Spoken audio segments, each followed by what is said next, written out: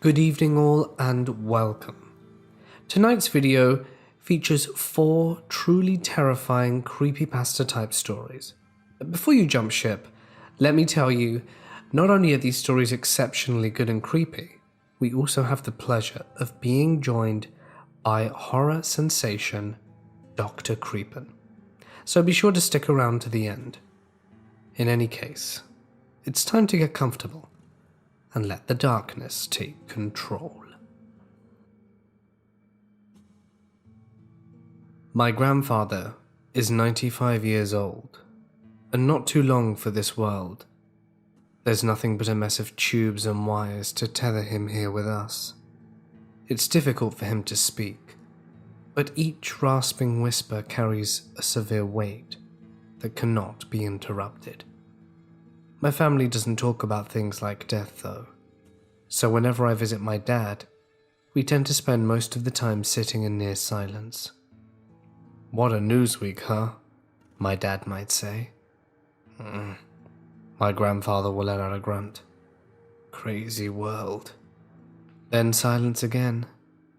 Small talk seems almost disrespectful in the gravity of the situation, but no one wants to be the first to breach the irrevocable goodbye. When the silence gets too loud, my dad will start to fidget with his phone or pull out a book until one of us can make an excuse to leave. That's how it went yesterday. With my father mumbling something about a dentist appointment and hurrying out the door almost as soon as we arrived. "You'll stay though, won't you?" my grandfather said when we were alone in the room together. "You'll listen to an old man's last secret." This was it then. The end of the road was in sight. "Would you like me to call Dad back?" I asked. Grandfather shook his head, as far as the oxygen tubes would allow it to do so. "I'd rather he didn't know." I already knew some of the story he told me. It began when my grandfather was 20 years old, living in Nazi Germany. He'd been working forced labor on a farm, but managed to smuggle my grandmother and infant father out of the country, hidden in a grain shipment. He'd been caught almost immediately and sent to the concentration camp at Buchenwald, where he endured the next 2 years until he was liberated by Allied forces. "You don't have to tell me what happened there if you don't want to," I told him. I wasn't sure I wanted to hear the gruesome details. He was unusually animated and persistent though, promising it was something that needed to be said. He wouldn't have survived the ordeal if it hadn't been for a friend he'd met there. One of the Nazi officers, a Rottenführer squad leader, had taken a special interest in him because of their striking similarity in age and appearance. The two would sit on either side of a barbed wire fence and swap stories about their childhoods. My grandfather would talk about my grandmother, how beautiful she was, and how he wouldn't give up until he found her again. The SS officer had gone straight from the Hitler Youth Group to the army and had never been intimate with a woman. He became enraptured in my grandfather's tales of romance, and the two became close friends despite the circumstances. The officers twice spared my grandfather's name from work assignments that meant certain death, and he'd often slip extra rations through the fence, which my grandfather would then distribute to the other prisoners. It wasn't a good life, but it was a life, and that was good, grandfather said. Things changed as the war began drawing to a close. The Nazi officers became increasingly paranoid and desperate as the Allied forces moved in. It became common practice for lower-ranking officers to be held as scapegoats when impossible work orders were not met. Besides that, the rumor that the Rottenführer was protecting my grandfather put him in a dire position with his own officers. Faced between protecting my grandfather and his own hide, the Rottenführer signed the order for my grandfather to be sent to a nearby armament factory.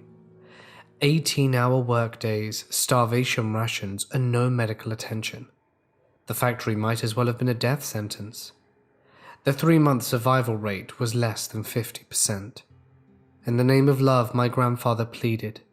Let him survive to find her again. She was waiting for him in America.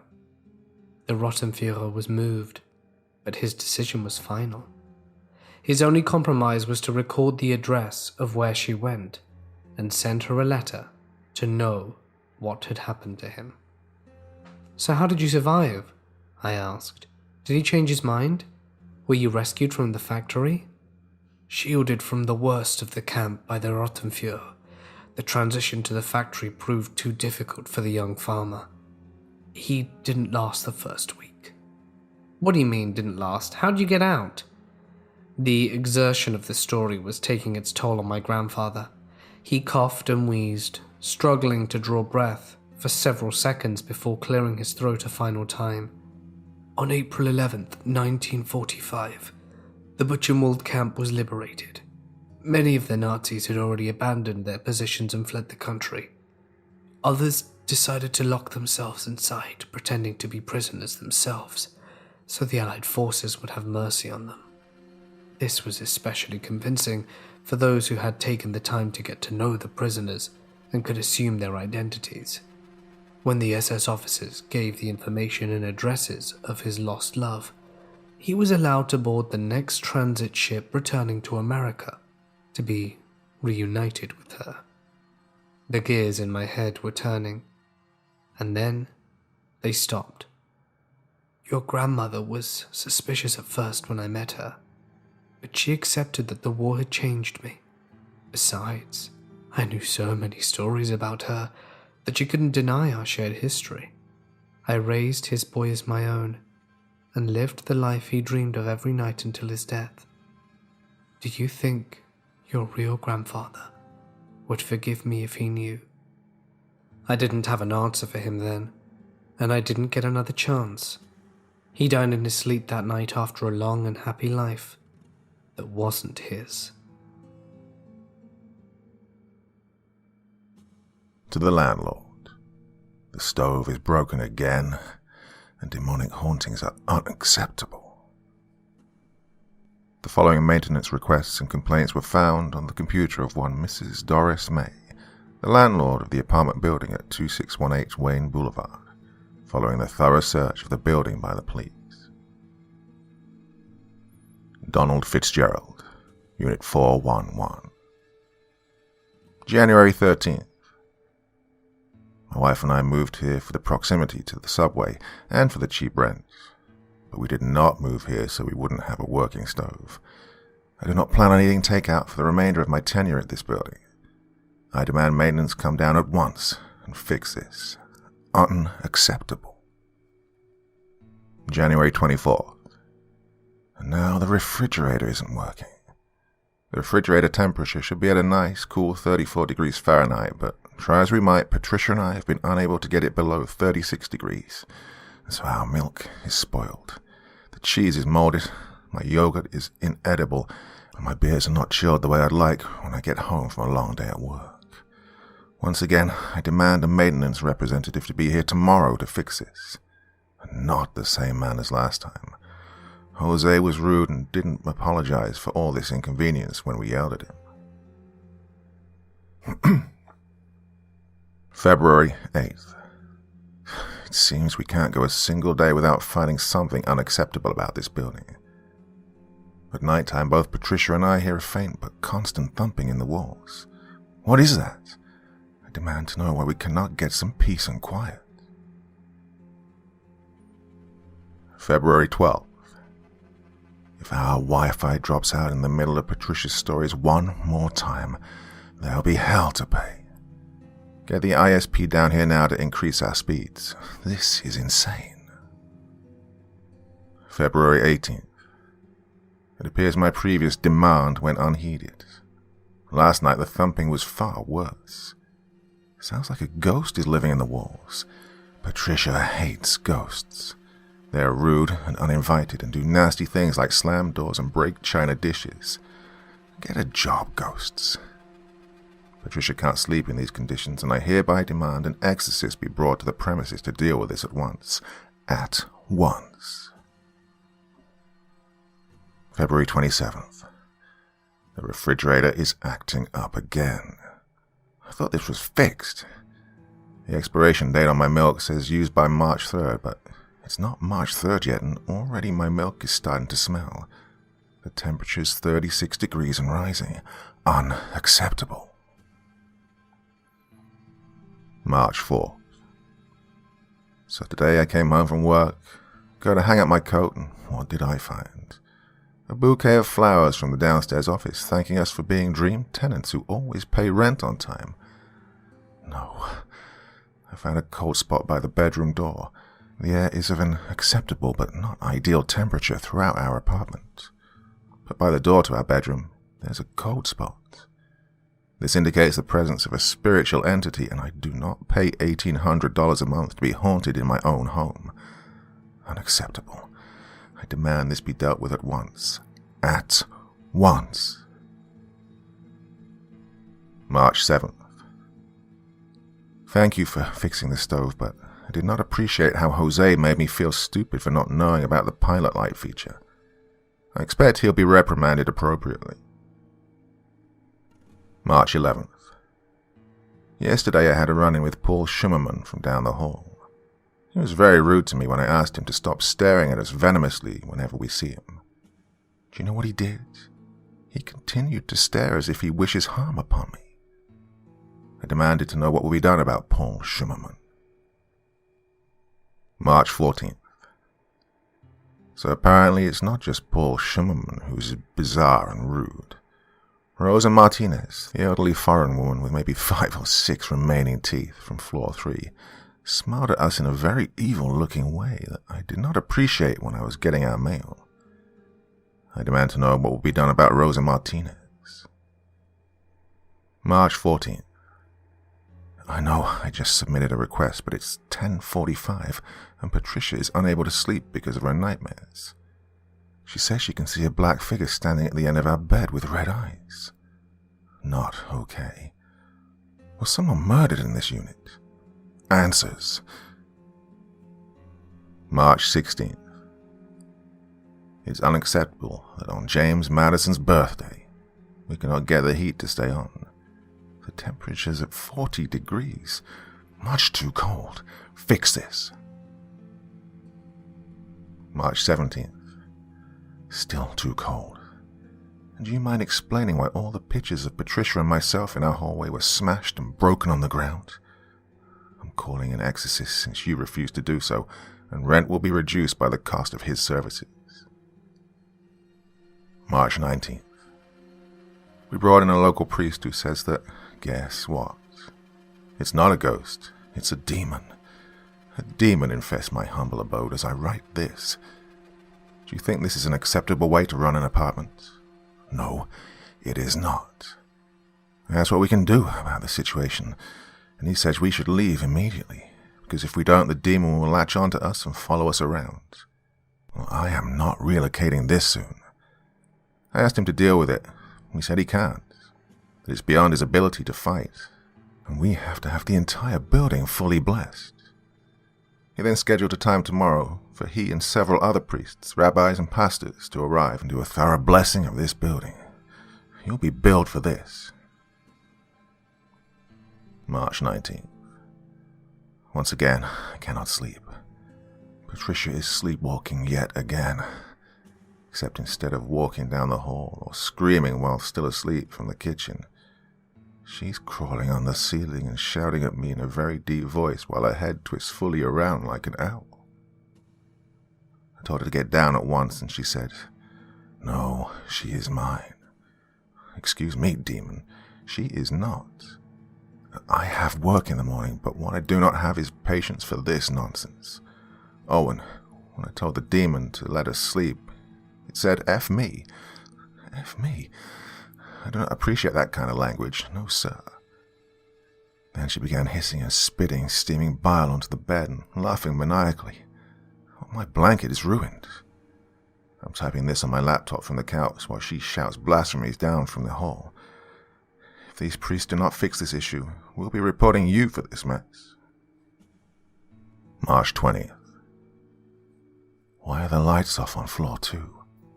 And where are the priests? All I see are more tenants pointing in unison down the stairs while staring at me like they're in a trance. It smells like rotting corpses and old food down here. Maybe old lasagna. This was not the case when I left for work this morning, although, to be fair, I simply walked down the stairs and did not venture down this hallway. I also did not notice the arrows painted in blood pointing downstairs. I assumed those were put up while I was at work. March 20th. Where's the front door? I'm on floor 1 and the front door is missing. I just used it. Instead, there's just a swirling vortex of impenetrable blackness with blood coming out of it and staining the nice carpet. I expect this will be fixed as I have work tomorrow, and I need to be there early so I can prepare for a presentation on sales reports from quarter 1. Quarter 1. March 20th. I've now reached the door to the basement. Why is the word "come" scratched repeatedly into the wood here? Unsightly. March 20th. I'm at the top of the basement stairs.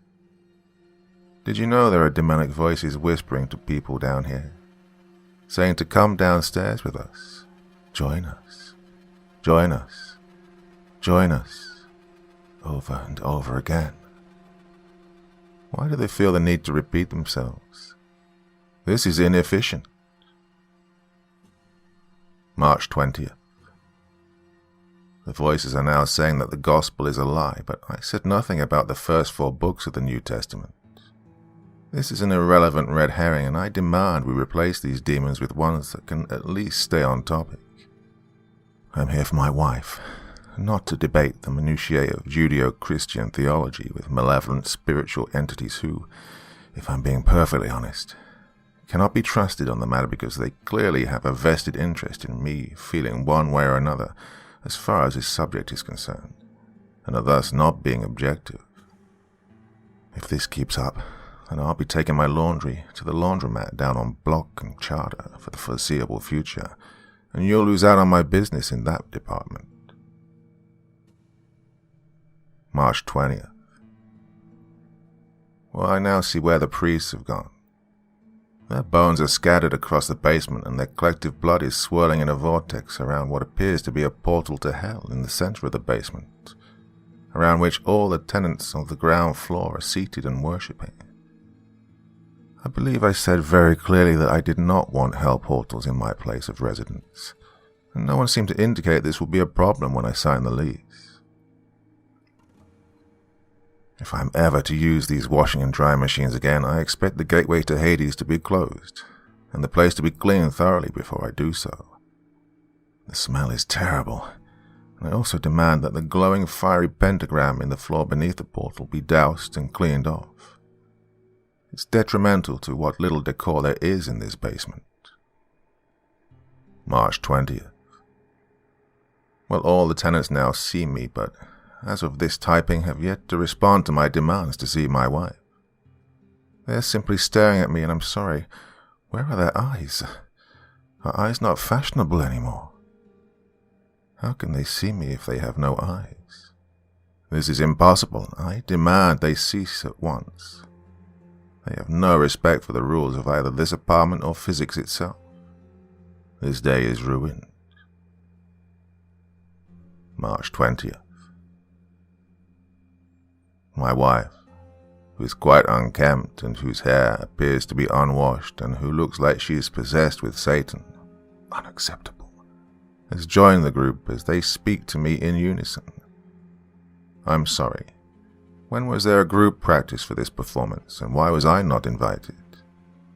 It is quite rude to exclude members of your own apartment from such group activities as theatre and Latin classes, apparently, and also I assume this strange deep voice they are singing belongs to the towering horned beast that has stepped through the portal and is pointing a clawed finger at me and approaching me slowly in an aggressive manner that I do not appreciate.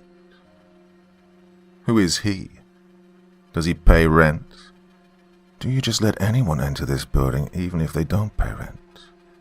And if so, then I demand hereby, henceforth and at once, by the power vested in me as a lawful citizen and as a resident of this apartment, who is not nor ever has been delinquent on the payment of rent, nor any other agreed upon expensive, that...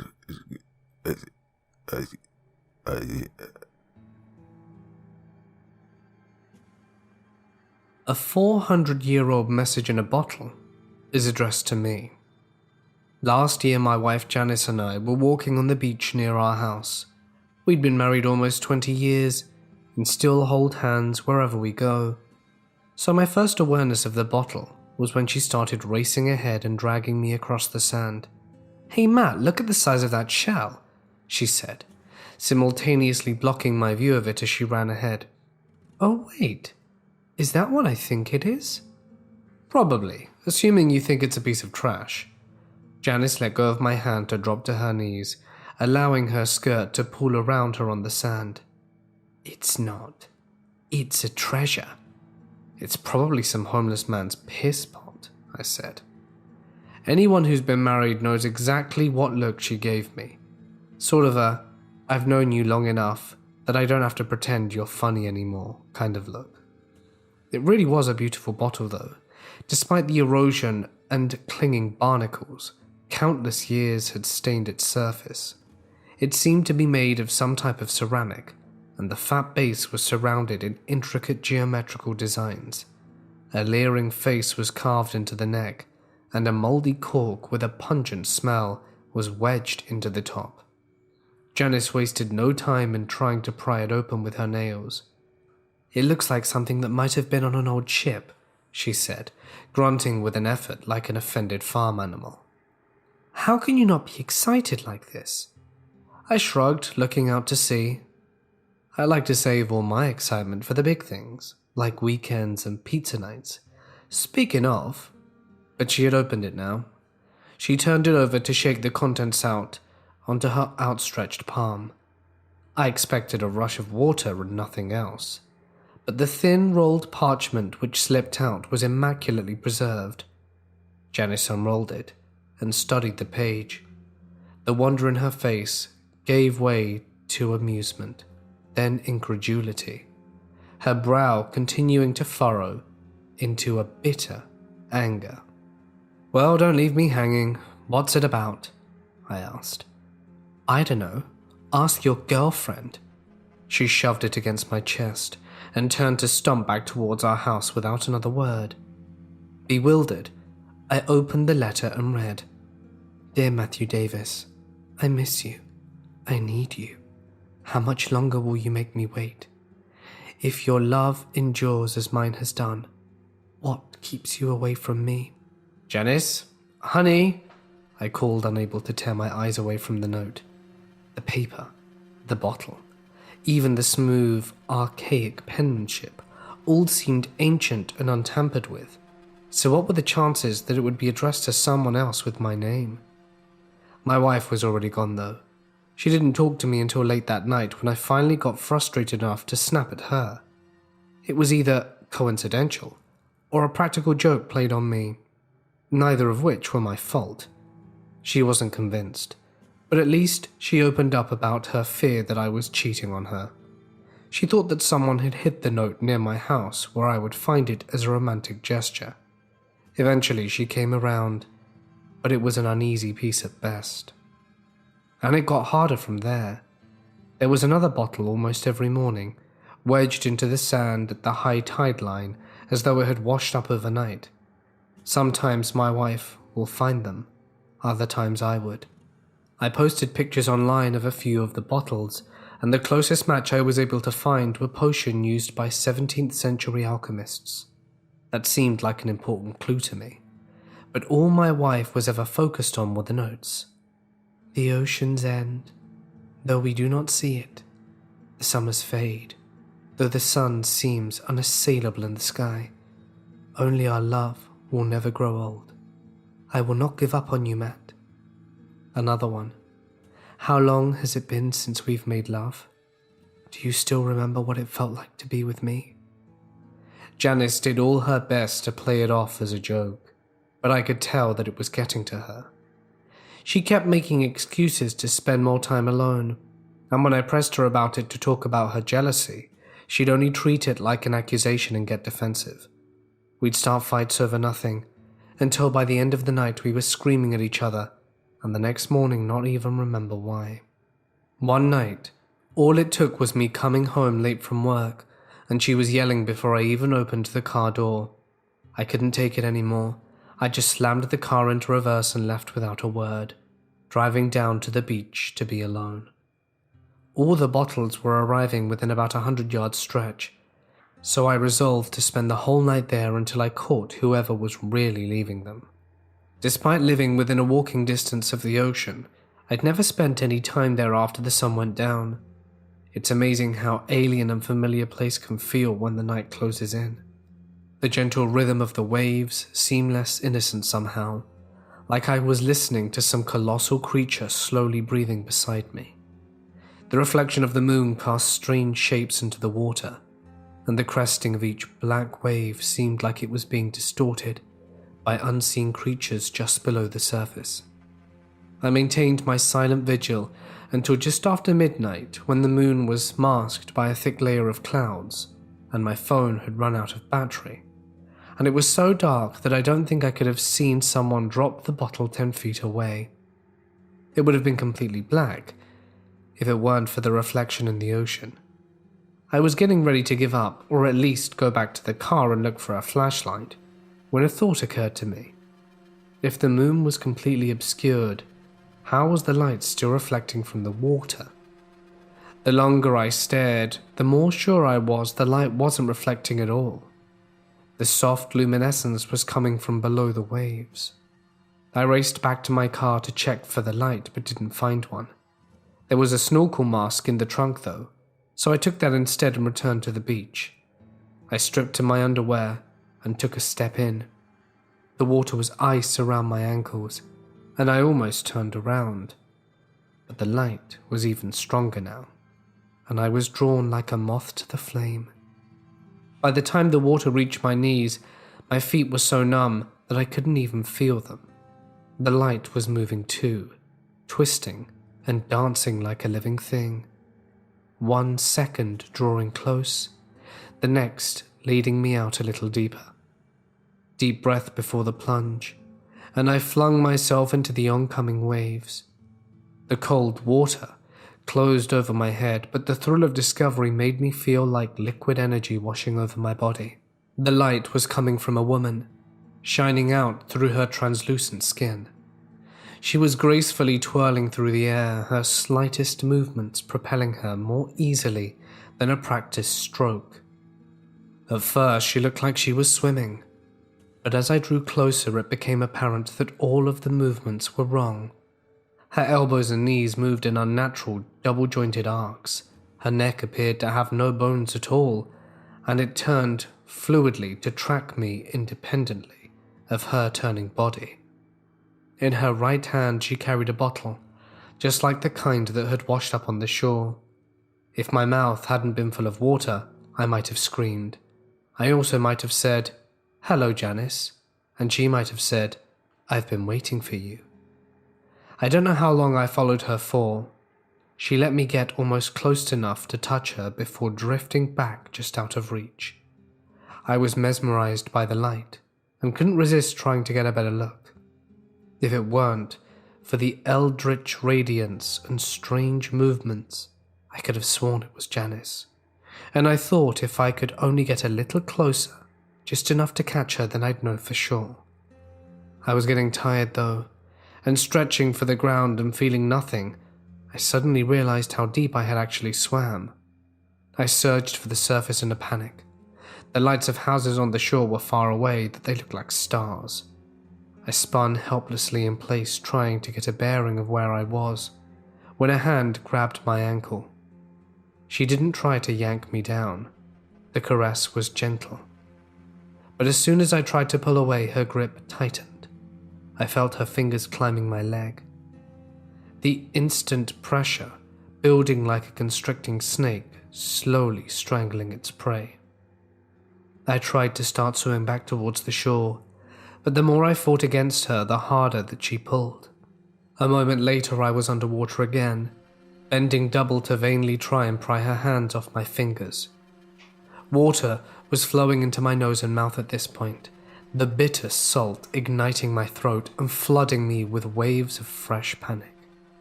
The more I panicked, the harder I fought, and the harder I fought, the deeper I was dragged. The last thing I remember was Janice wrapping her whole body around me, her limbs and spine completely encompassing me, as though she had no bones at all.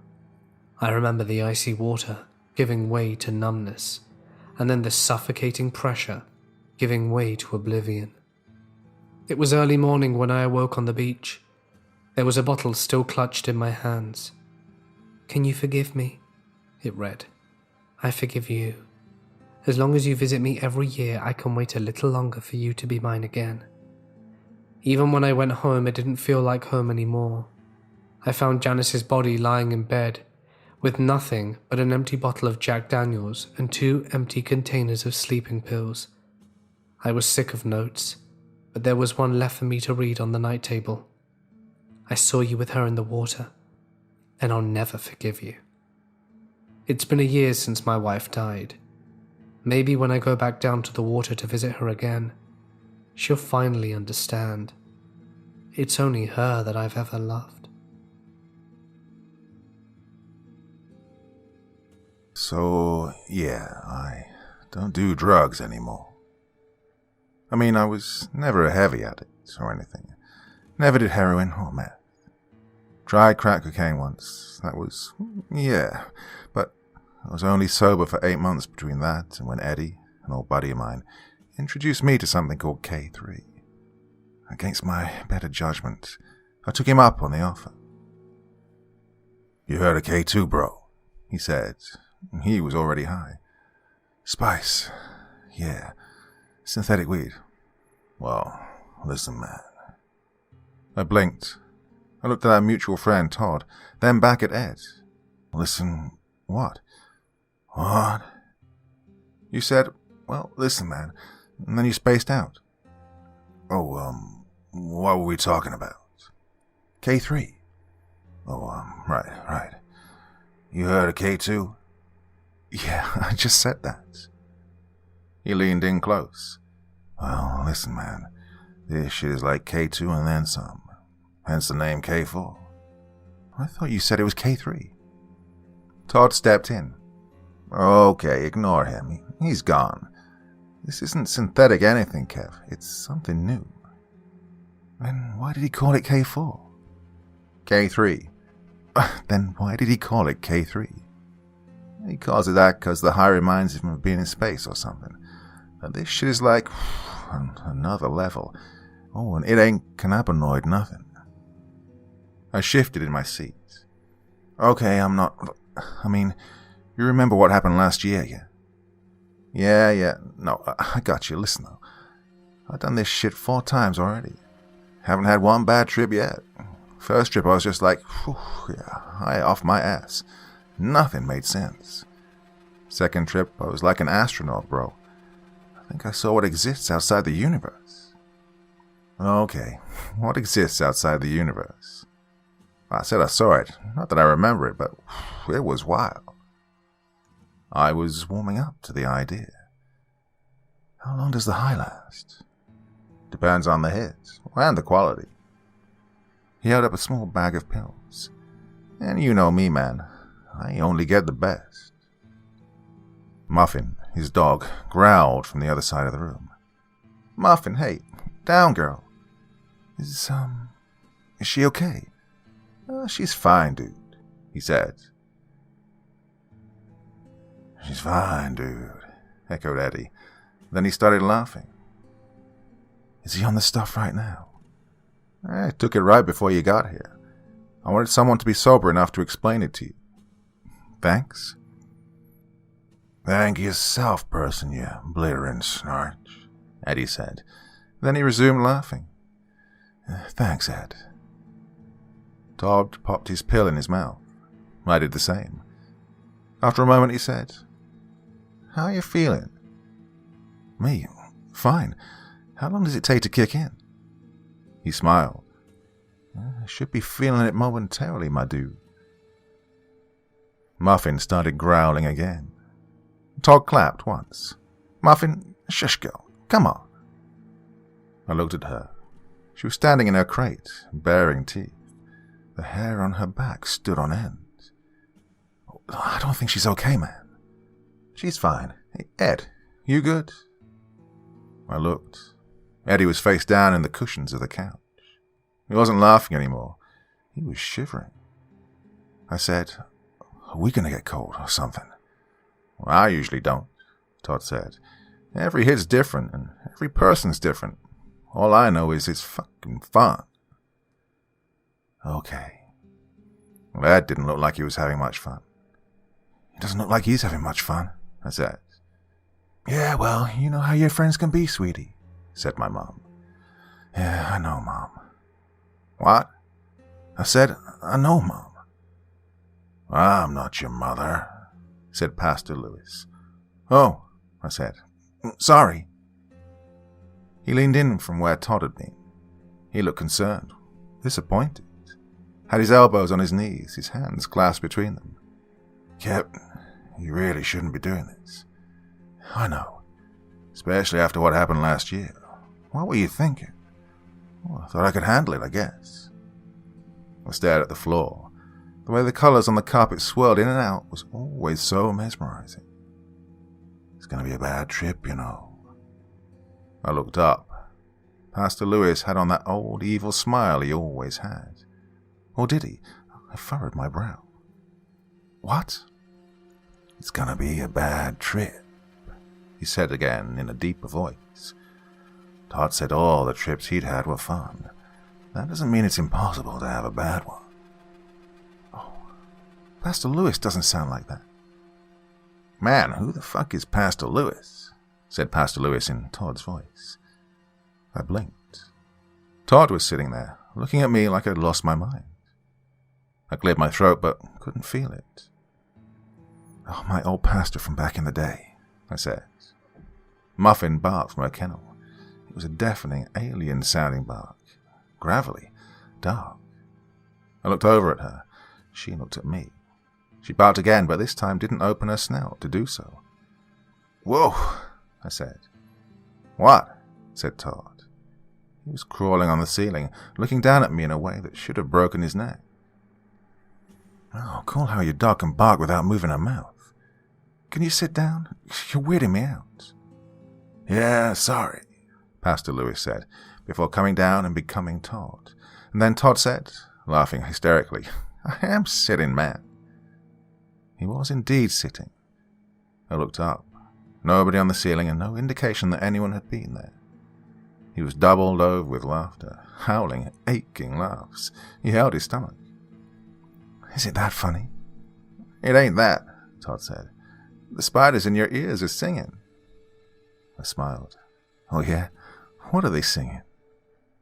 Todd couldn't stop laughing enough to respond, but he didn't need to. I could hear it too. "Dude," I said, "it's a song from Snow White and the Seven Dwarfs." Todd laughed even harder. "Man, what? You spelled it wrong, my dude." "What?" "Go back. You spelled dwarfs wrong. It should be dwarves, not dwarves. What the fuck is a dwarf?" I scrolled up. There it was. Dwarves. That's weird. "That's weird," I said. Todd was still laughing, far harder and longer than the situation warranted. "How am I seeing words I spoke?" I asked. I grabbed the R in the dwarves so I could rearrange the word, but the R slapped me just as Muffin barked again. Bark smack. Just like that. A single bark. Sounded like Satan. I sat back down. "Easy there, dwarves," I said. "I'll spell it right next time, damn." "Make sure you do," said Muffin. One by one, the letters comprising the word dwarves headed out the kitchen window. "Dude," I said. "Todd, the letters are escaping. Stop the letters. Stop the letters." "I can't hear you, bro," said Todd in Pastor Lewis's voice, or Pastor Lewis in Todd's voice. Who were they again? Fuck, whoever it was said, "Come downstairs." "I am downstairs," I said, before stubbing my toe on his bedroom dresser. I took a step back. I was in his bedroom upstairs. The place was a wreck. Wait, how did I... "Come downstairs," said Muffin demonically. I couldn't see her, but somehow I just knew she was standing at the bottom of the stairs, on two legs, with her head upside down. You know when you just know a dog would look like that. Yeah, it was one of those times. "That's okay," I said. "I like it up here." He pulled one of his dresser drawers out, dumped out all his underwear and condoms, and put it on my head for protection. "No way you're getting me now, you bitch." I sat down on his bed, but his bed was on the other end of the room. "Oh," I said, sitting on his floor. "It hurt my ass." "Go downstairs," said Muffin from so close behind me she must have been inside my head. "Get out of my head," I said. "The power of the dresser drawer compels you." He was crawling on the ceiling, looking down at me in a way that should have broken his neck. "Hey!" He was crawling on the ceiling, looking down at me in a way that should have broken his neck. "Stop it!" He was crawling on the ceiling, looking down at me in a way that should have broken his neck. "Stop repeating that sentence." "What sentence?" said Todd. He was in his room, at least I think he was. "I don't know, man." I blinked again. He wasn't there. I could hear him laughing downstairs hysterically. "Holy shit," I could hear myself say. I sounded distant, underwater. "I'm not in control right now." I started crawling towards the hallway, and he was crawling on the ceiling, looking down at me in a way that should have broken his... I shoved the sentence aside. The letters crashed into the wall and melted. I kept crawling, but now my hands were getting stuck in the quicksand. "Shit," I said. "Here we go." I made it to the door, but the dresser drawer in my head was too wide. I turned it the other way, the only possible solution to that problem, and went for the stairs. Downstairs, Eddie, up and about yet again, was approaching Muffin's kennel, bent over, walking unnaturally, wide-eyed, mouth open, out of his mind. Muffin was howling and barking hysterically, but also silently. "That's weird," I said. "It's gonna be a bad trip," said Pastor Lewis. "You already said that, Pastor Lewis. I'm asking why I can't hear Muffin bark." "It's gonna be a bad trip," he said again.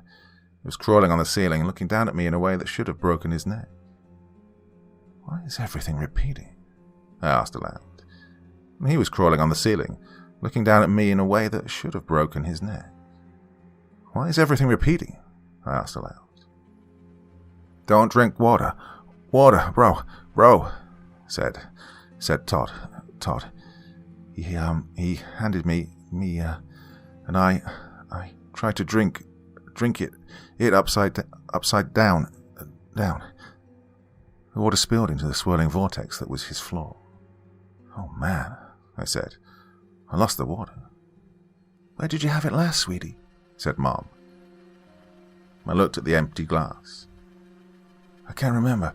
Hey, Roy Rogers, what did I do with my water, man? Did I eat it? Roy Rogers didn't respond. He was too busy floating on an upside-down chair that was attached to the ceiling. Snarch, said his chair. Roy Rogers, who was also my Uncle Mo, tipped his hat. Oh, let me know if you find it, I said. I could have sworn I had it. Bark, bark, bark, bark, bark, bark, bark. Oh, it's gonna be a bad trip, you know. Why am I just hearing Muffin barking? That was like an hour ago. I looked over. Eddie had picked up a kennel, with her still inside, and was holding it above his head. She was consumed in absolute and utter panic, and he was trying to eat the entire crate. He unhinged his jaw to fit it inside, revealing exactly 14,543 razor-sharp teeth the size of railroad spikes. Bark, bark, bark, bark, bark, bark, bark. Ed, stop, I heard myself say. I said. I squeezed my eyes shut and shook my head. Ed, stop, I heard myself say. Why? His face was static, like when you turn your TV to a channel you don't own. Ed, put her down, and get that static off your face. He was crawling on the ceiling, looking down at me in a way that should have broken his neck. What?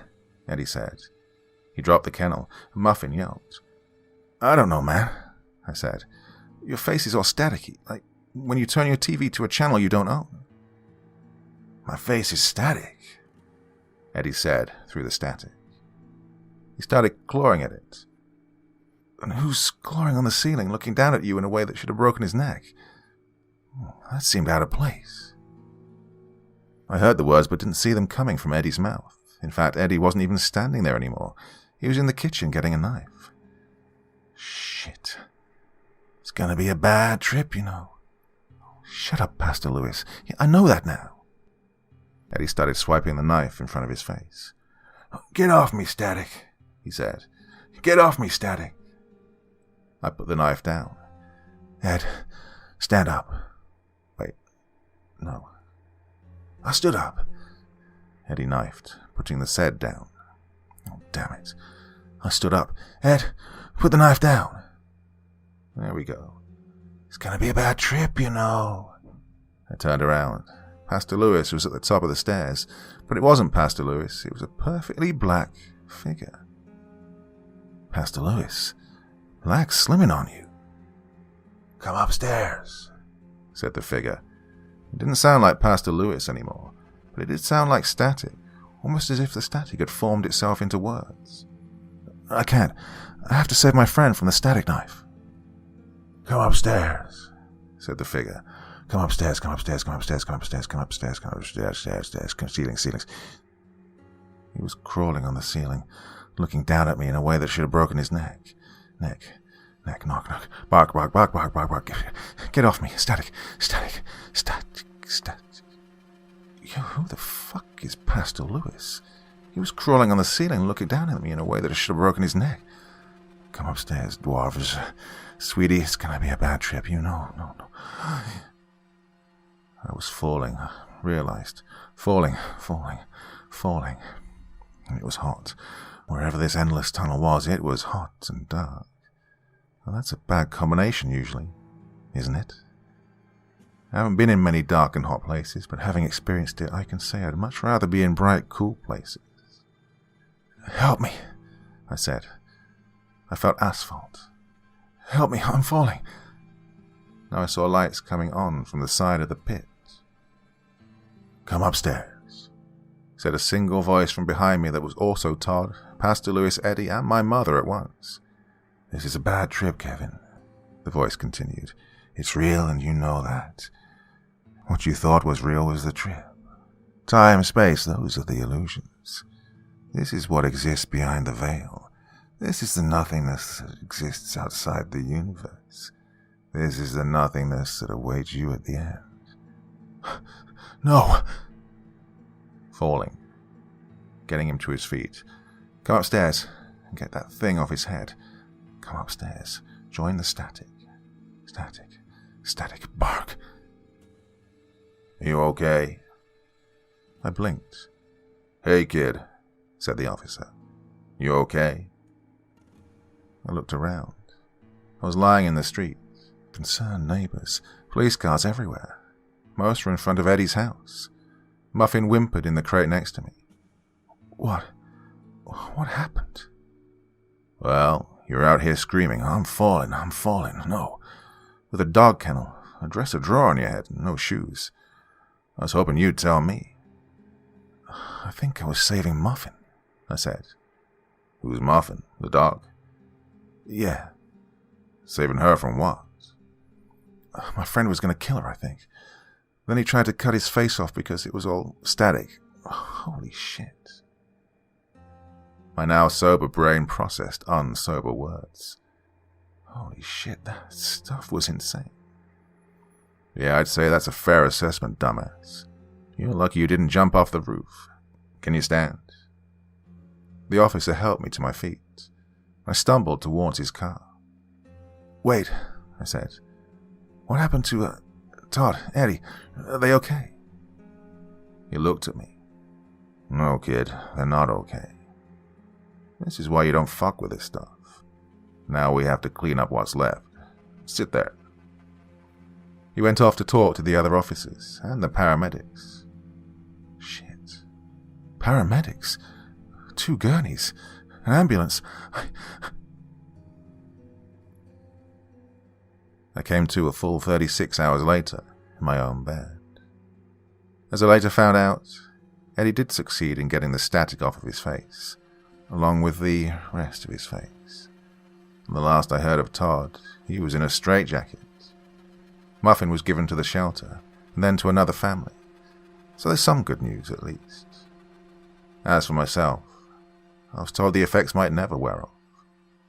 I didn't believe them at first. I mean, who would? And how do you even process that kind of news? Fuck, I don't know. All I know is that the black figure is still standing at the end of my hallway, asking me to join it.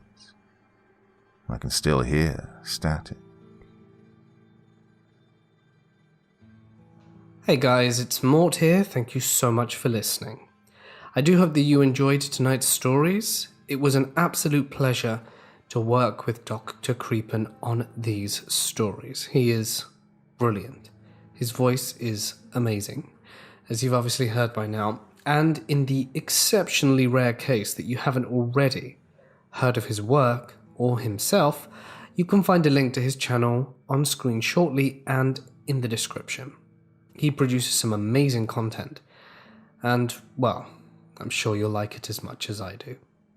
I'd like to also extend a huge thanks to my lovely patrons and members whose names can be seen on screen for all your continued support.